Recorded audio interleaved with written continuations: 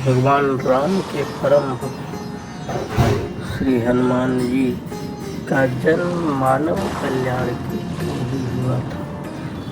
वो चारों युग में रहने वाले हैं। वो अपने भक्त के ऊपर सदा खुश रहते हैं।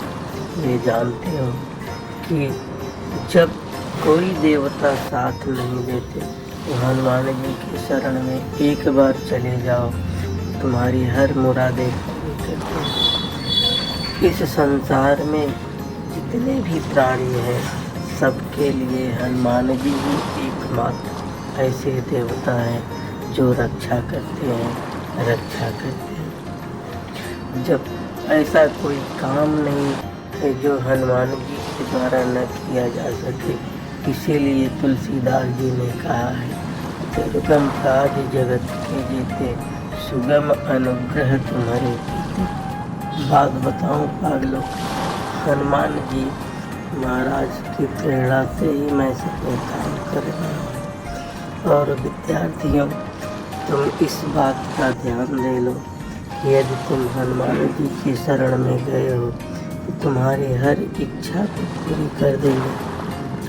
क्योंकि तुलसीदास जी ने कहा है, बुद्धिहीन तन जानिके सुमिरन पवन कुमार, बल बुद्धि विद्या देहु हरहु कलेश विकार।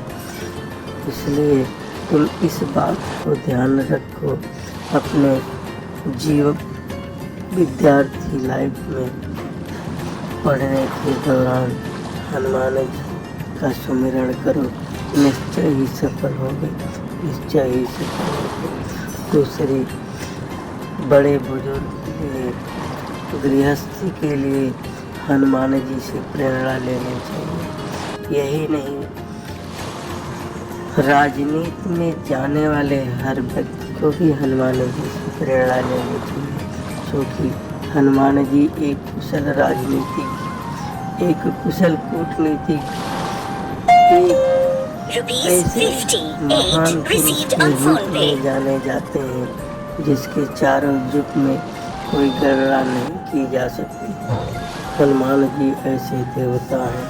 यदि तुम्हारे पास समय नहीं है, मंदिर जाने का समय नहीं है, तो सिर्फ मंगलवार और शनिवार के दिन शाम के टाइम मंदिर जाओ और आरती में शामिल हो जाओ। यदि वो भी समय नहीं है तो अपने घर पर एक हनुमान जी की मूर्ति स्थापित कर लो और सुबह शाम हनुमान चालीसा का पाठ करो। देखो, निश्चय ही तुम्हारा काम सफल हो जाएगा। किसी देवता के पास तुमको भटकने की ज़रूरत नहीं है, किसी अन्य देवताओं के पास तुम्हें जाने की ज़रूरत नहीं है, क्योंकि हनुमान जी को माता सीता ने वरदान दिया है, अष्ट सिद्धि नवनिधि के दाता, असबर दीन जानकी माता। माता सीता ने हनुमान जी को, हे पुत्र, तुम्हारे पास सभी सिद्धियां हैं, सभी काम तुम कर सकते हो, जो काम और कोई देवता नहीं कर सकता वो तुम कर सकते हो। इसमें कोई शंका की बात नहीं है। अतः हे पागलों, तुम ध्यान दो, अगर तुम हनुमान जी की शरण में हो, तुम हनुमान जी की अर्चना करते हो, तुम्हारे जीवन में सब संकटों का निवारण अपने आप हो जाएगा। इसको तुम अपने अंदर विश्वास रखो। मैं विश्वास दिलाता हूँ, तुम्हारे सारे संकटों का निवारण हो जाएगा।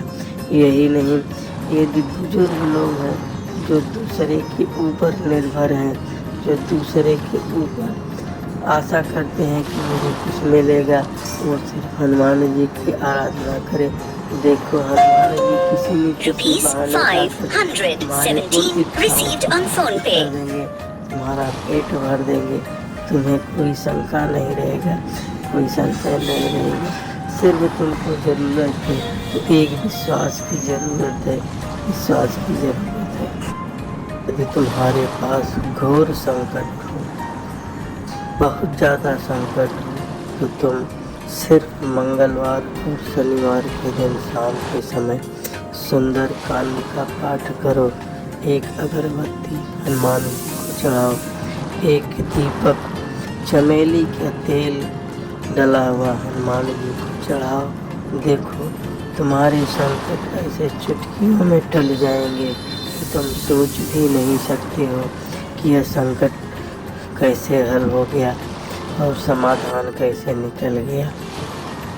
हनुमान जी तो एक ऐसे देवता हैं जिसकी कोई तुलना नहीं की जा सकती। उनके बल का कोई ताकत नहीं है, क्योंकि अतुलित बल धामम हेम शैलाभदेहम धनुज बल प्रशानम ज्ञानी नामक। हनुमान जी की बल की तुलना तुलसीदास जी ने स्वयं लिखा हुआ है। उनके बल की तुलना को भगवान राम भी नहीं समझ पाए कि 100 योजन समुद्र को लांघ कर कैसे लंका पहुँच गए और माता सीता का खोज करके लंका को उजाड़ दिया। ये तो सोचिए कि उन्होंने दुश्मनों के बीच पहुंचकर उन्हीं की वस्तु का क्षतिग्रस्त कर गए, जिसको रावण भी नहीं समझ पाया कि यह एक बंदर इस लंका को कैसे उजाड़ दिया। सोचिए, लेकिन हनुमान जी अपने भक्त के परम प्रिय होते हैं। इसको तो विभीषण से पूछने पर मालूम पड़ेगा। विभीषण क्या सोचा था कि वो एक बंदर है और भगवान राम का परम भक्त। फिर भी हनुमान जी सब जानते थे। वो विभीषण के घर पर क्यों गए? सिर्फ एक संग और एक स्वास्थ्य को देख कर गए, लेकिन विभीषण की मित्रता करके भगवान राम से मिलवा दिए और विभीषण का कल्याण हो गया। तो हे इंसान, हे पागलों, मैं आपसे यही विनती करूँगा कि यदि तुम हनुमान जी के शरण में हो तो तुम्हें मोक्ष को प्राप्त करने में कोई तकलीफ नहीं हो। क्योंकि यदि हम भगवान राम से मिलना चाहते हैं तो उनके परम भक्त हनुमान जी की